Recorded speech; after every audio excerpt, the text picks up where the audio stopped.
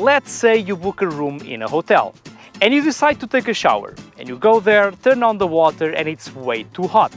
What do? Do you book a new room in a new hotel or do you try to adjust the tap so that you get colder water?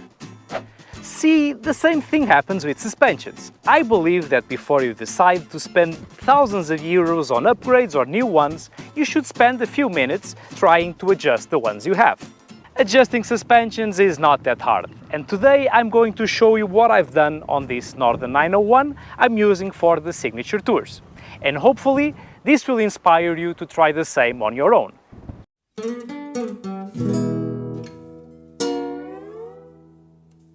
Hello adventurers, my name is Diogo Guerra and this is OFFroad-OFFcourse.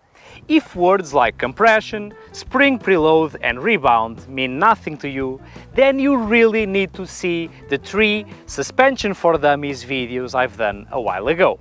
Please at least watch the first one, which is about 5.5 minutes long. God have mercy on your lazy soul if you don't find the motivation to check the first one. And for those who are here just to blatantly copy my suspension settings, which is a terrible idea because we are all different riders who ride in different terrains. Anyway, I will indulge your laziness, just go watch the last 60 seconds of this video and I'll have the settings there. To everyone else who actually wants to learn something and become better adventurers, let's proceed. The forks on the Norden have adjustments here for compression and here for rebound. As for the shock, you can regulate the preload by turning the knob and the rebound by turning this screw. Sadly, there is no compression adjustment for the shock. Under the seat you have this table of suggested settings, and if you read the manual it will teach you how the clickers and the knobs are supposed to work.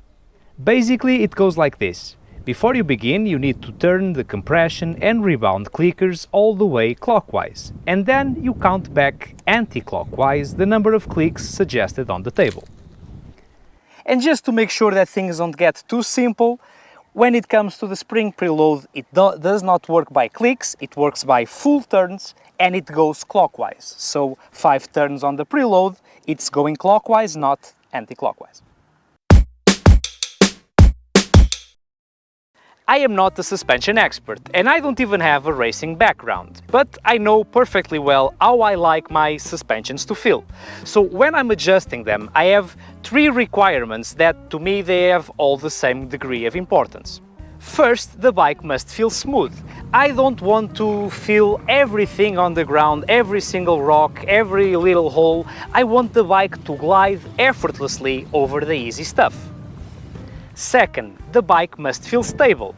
I want to have traction when I'm turning, when I'm braking, when I'm accelerating, and I don't want to feel the bike unstable and unpredictable.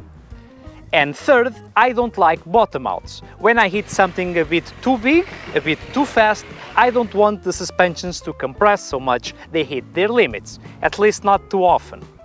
And I know how this sounds like wishing to be beautiful, smart and rich all at the same time. But in this case it is possible, and I will show you how. You should set your tire pressures before you adjust the suspensions. Everyone has their preference. I like low tire pressures, especially when I go off-road. On the Norden I use 1.6 bar all of the time. But if you want to learn more about my perspective on tire pressures, just check out this video, I recommend it. Even when riding on terrains with lots of features, I always pick the best trajectories and avoid the bigger obstacles. So in the end, 90% of the things that go under my wheels are not that bad. Relatively small rocks, small depressions, small ruts, etc. So the first thing I do is to go on an easy trail and test how the bike feels. And if it's too reactive and I feel every rock and depression and the bike keeps jumping around constantly, I lower the compression by turning it anti-clockwise. Usually I do 2 clicks at a time, and I keep testing and clicking until I can barely feel the smaller stones and holes. Once you are done with the forks, you should do the same with the shock. But it's always a bit more difficult because you don't have so much sensitivity about what's happening on the rear of the bike as you do on the front.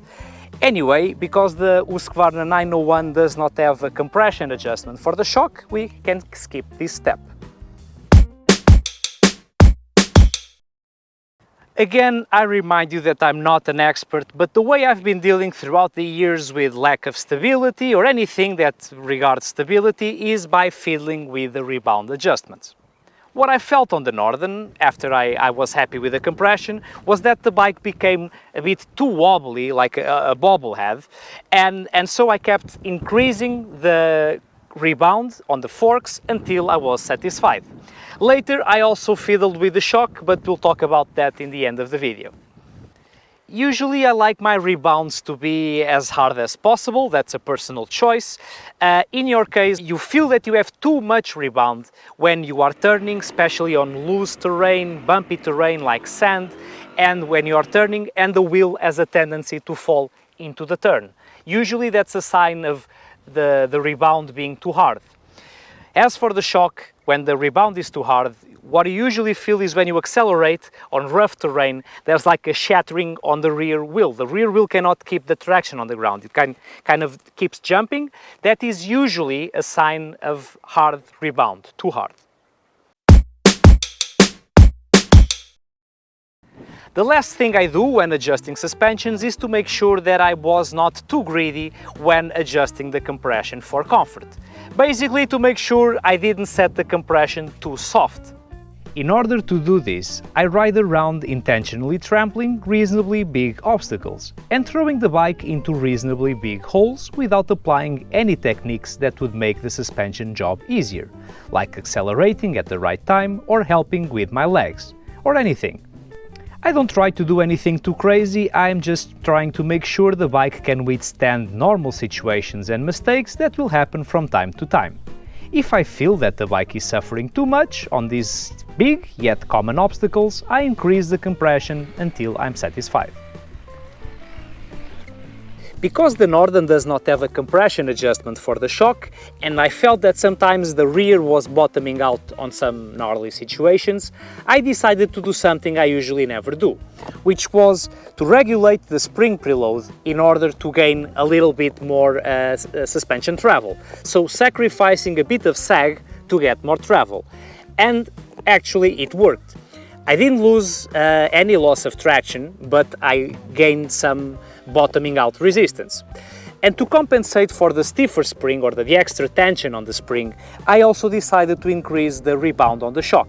And I actually went all the way to the end, so my rebound on the shock right now is maxed out. After you finish all these steps and you feel satisfied, you should take the bike for a spin and make sure your settings hold up on all the type of terrains you usually ride. And obviously you should also take it to the road. From my experience, my settings usually work just fine on the road, and I don't feel the necessity to have an adjustment for the road, another for the sand, another for the dirt. I use an overall setting that pleases me in most situations. But that's me. So right now these are my all-round settings for the suspensions, and I must say I'm very pleased. This suits me really well. I have on the front compression 12 clicks anti-clockwise.